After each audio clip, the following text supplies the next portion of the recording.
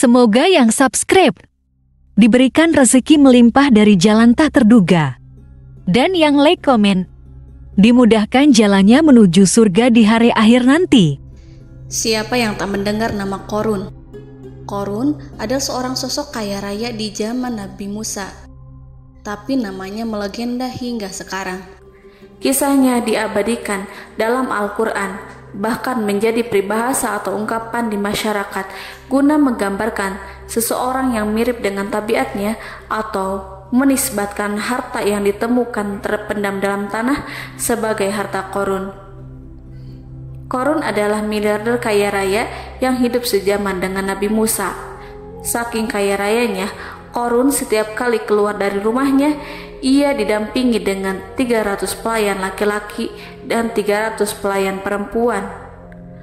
Qorun juga dikawal oleh 4.000 pengawal yang diiringi 4.000 binatang ternak, ditambah 60 ekor unta yang khusus membawa kunci-kunci gudang penyimpanan harta kekayaannya itu.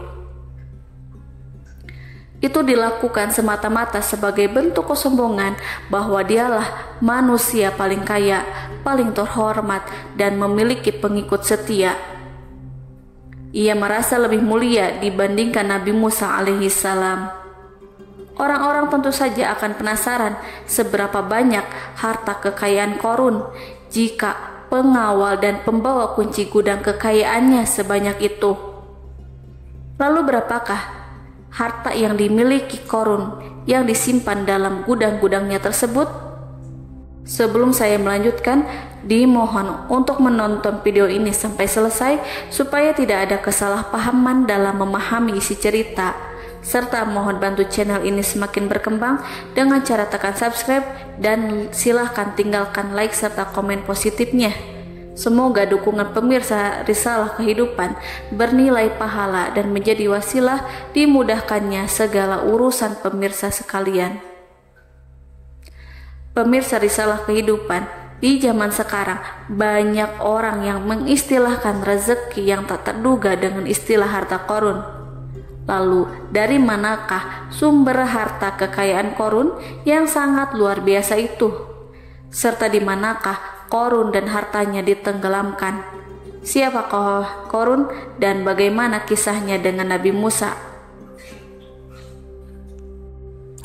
Qorun merupakan kaum Nabi Musa alaihissalam. Disebutkan oleh Ibnu Jurayj, nama lengkap Qorun adalah Qorun ibnu Yashar, ibnu Qahis, ibnu Lawi, ibnu Yakub. Ia merupakan putra paman atau sepupu Nabi Musa alaihissalam. Pasalnya, Nabi Musa alaihissalam sendiri adalah putra Imron, sedangkan Imron adalah putra Qahis. Dengan kata lain, Qorun masih satu kakek dengan Nabi Musa alaihissalam, yakni kakek Qahis. Ia adalah umat Nabi Musa yang taat. Tidak hanya memiliki banyak harta, Qorun juga termasuk orang yang cerdas dan berilmu.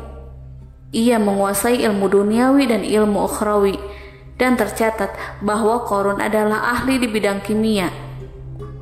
Dirinya tercatat sebagai ahli kitab Taurat setelah Nabi Musa. Kepandaian Qorun dalam ilmu agama membuat dirinya sering disebut dengan ilmu nawir atau orang yang memberi cahaya dan penerangan. Suaranya terkenal merdu dalam membaca kitab Taurat. Selain itu, Qorun juga lihai dalam berbisnis. Ia mengetahui trik investasi yang menguntungkan serta jalur perdagangan internasional yang strategis di zamannya. Kekayaan Qorun begitu banyak sebagaimana tercatat dalam surat Al-Qasas ayat 76. Sesungguhnya Qorun termasuk kaum Musa, tetapi dia berlaku aniaya terhadap mereka. Kami telah menganugerahkan kepadanya pembendaharaan harta yang kunci-kuncinya sungguh berat dipikul oleh sejumlah orang-orang yang kuat. Dalam riwayat Khaisamah disebutkan, untuk mengangkut kunci gudang kekayaan Qorun dibutuhkan 60 bigol atau sejenis kuda kecil. Ukuran kuncinya sebesar jari, bahannya terbuat dari kulit dan setiap kunci digunakan untuk satu gudang. Maka keluarlah Qorun kepada kaumnya dalam kemegahannya. Para ulama tafsir menjelaskan Qorun keluar dengan baju mewah diiringi dengan 300 gadis berbaju merah dan 4.000 kendaraan kuda. Tak heran iring-iringan Qarun itu mengundang decak kagum mereka yang gandrung terhadap harta kekayaan. Sebagaimana yang terekam dalam Al-Quran, moga-moga kiranya kita mempunyai seperti apa yang telah diberikan kepada Qarun. Sesungguhnya ia benar-benar mempunyai keberuntungan yang besar. Quran Surat Al-Qasas ayat 79. Namun tak sedikit kaumnya yang mengingatkan, dan ingatlah ketika kaumnya berkata, janganlah engkau terlalu bangga. Sesungguhnya Allah tidak menyukai orang-orang yang terlalu membanggakan diri atau disebut farihin. Sebagian ulama menafsirkan istilah farihin di sana juga berarti takabur atau zolim, berbuat kerusakan, arogan, dan tidak mau bersyukur terhadap nikmat. Qarun dikisahkan memiliki ribuan gudang yang berisikan emas dan perak. Bila keluar rumah, Qarun selalu berpakaian mewah dan dikawal oleh 600 pelayan. Ia diiringi 4.000 ekor kuda dan 60 ekor unta yang membawa kunci-kunci gudang kekayaannya. Namun sayang seribu sayang, Qarun kemudian membangkang pada Nabi Musa dan menjadi pengikut setia Fir'aun. Mengenai dari mana asal-usul kekayaan Qarun, ada beberapa riwayat yang memberitakan tentang asal-usul kekayaan Qarun tersebut. Sumber pertama menyebutkan bahwa jauh sebelum memiliki kekayaan, Qarun hanyalah seorang lelaki miskin yang tidak mampu menafkahi keluarganya sendiri.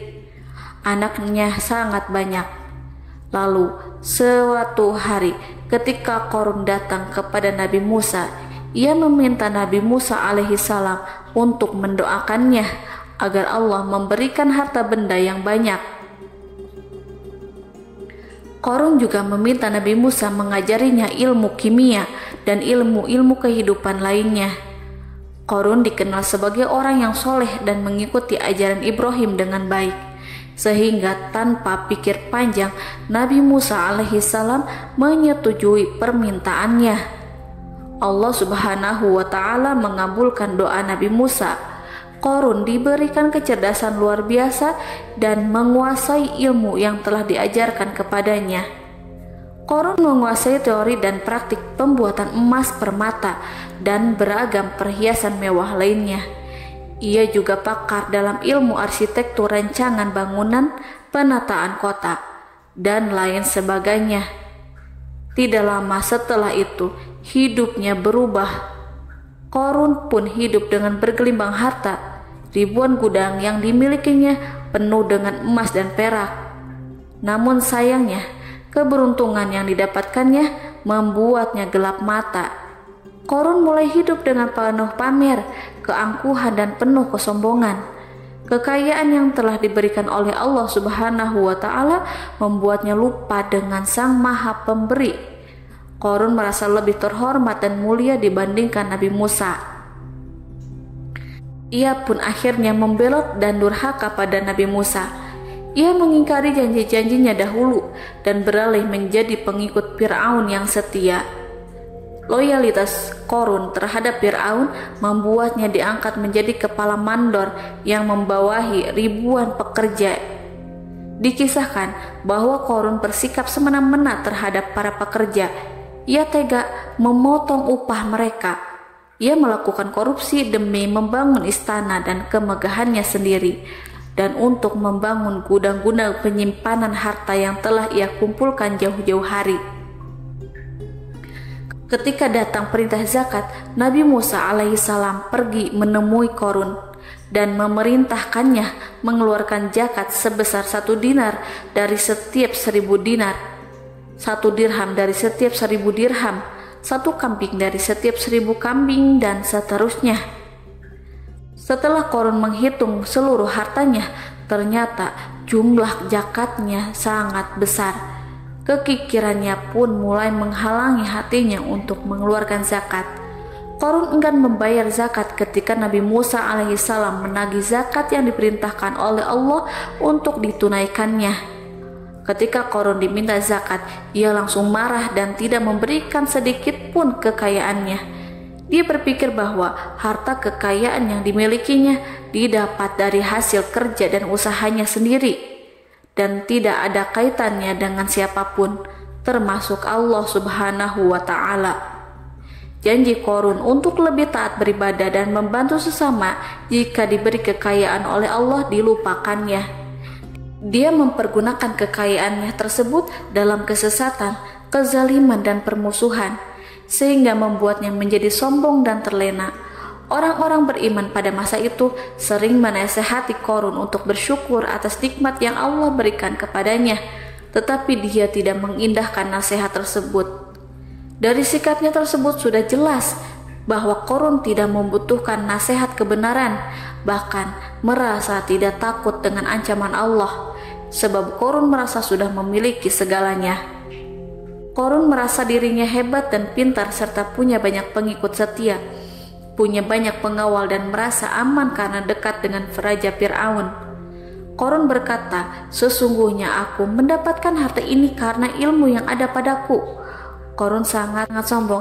Ia merasa hartanya didapatkannya sendiri tanpa campur tangan dan kehendak Zat yang Maha Kaya, yakni Allah Subhanahu wa Ta'ala.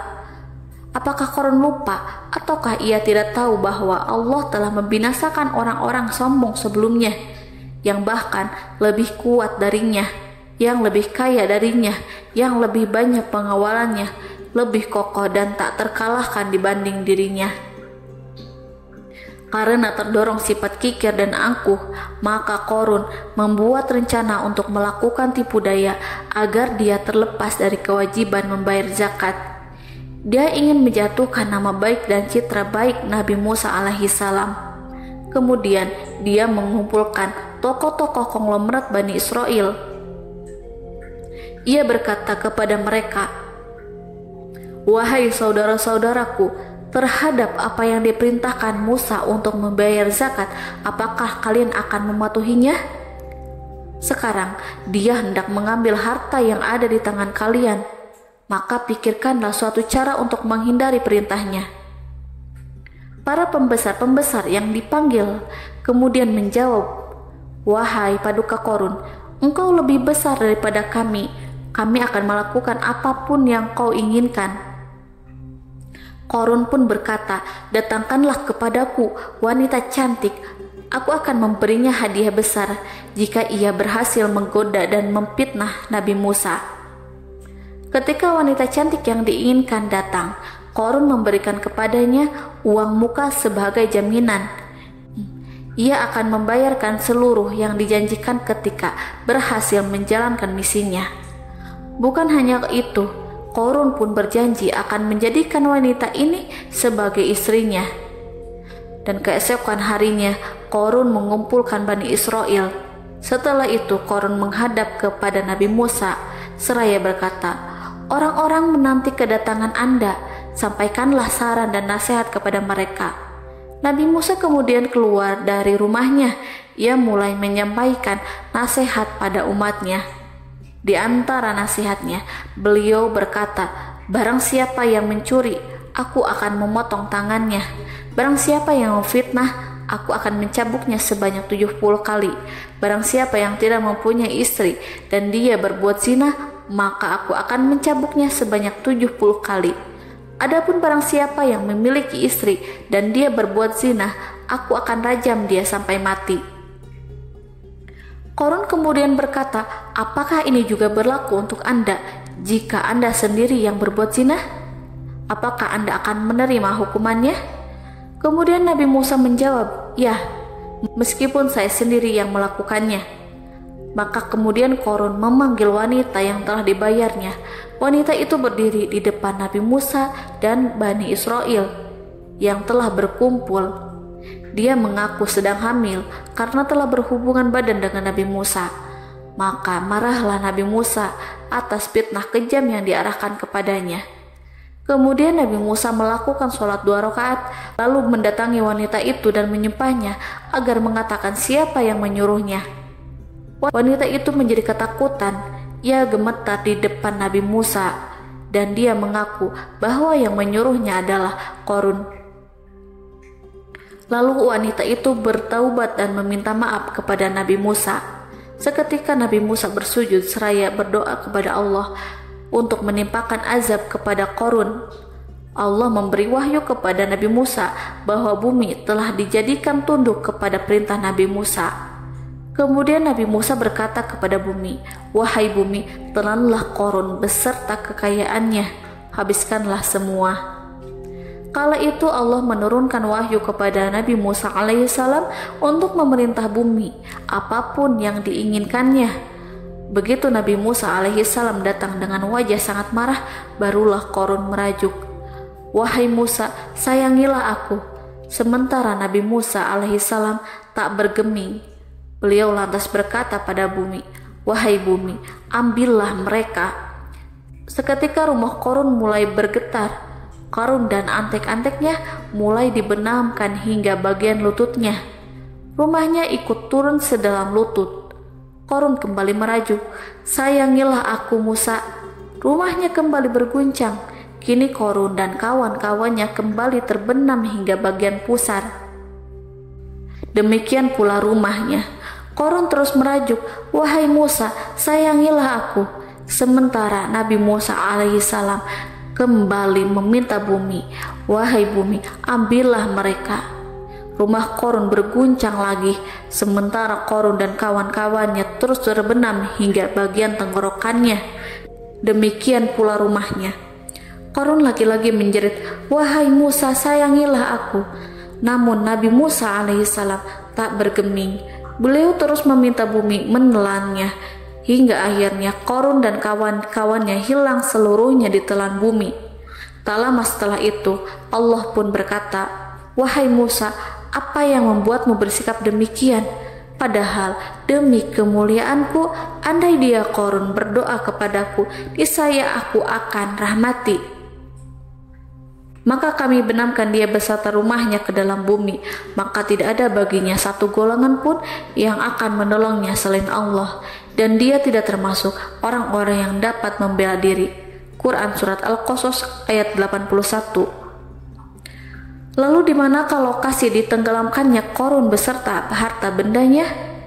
Konon berdasarkan kepercayaan beberapa masyarakat setempat, Qarun ditenggelamkan di sekitar sungai atau danau Moris yang terletak di kota Fayum, negara Mesir. Qarun konon mendirikan istana, dan di tempat itu pula ia ditenggelamkan. Dahulu Qarun berkeinginan membangun sebuah istana, namun tidak diizinkan oleh Fir'aun jika istana itu dibangun di samping istana Fir'aun. Terlebih Qarun juga tidak ingin membangun istana di tengah pemukiman Bani Israel yang terletak di tanah Jasan. Fir'aun pun memberikan tanah di wilayah Fayum. Kemudian di tepi sungai Fayum inilah Qarun membangun istananya yang megah, dan di dalamnya membangun Al-Kunuz atau gudang penyimpanan harta berisi emas dan perak. Salah satu bukti arkeologis yang dapat dijumpai di lokasi tersebut adalah runtuhan bangunan yang diduga sebagai tempat tinggal Qarun yang berjarak sekitar 2 km dari Danau Qarun. Menurut beberapa sumber, bangunan yang masih berdiri kokoh tersebut adalah benteng yang dibangun oleh Qarun. Namun, ada juga yang mengatakan bahwa bangunan tersebut adalah tempat tinggalnya. Wallahu a'lam bishawab.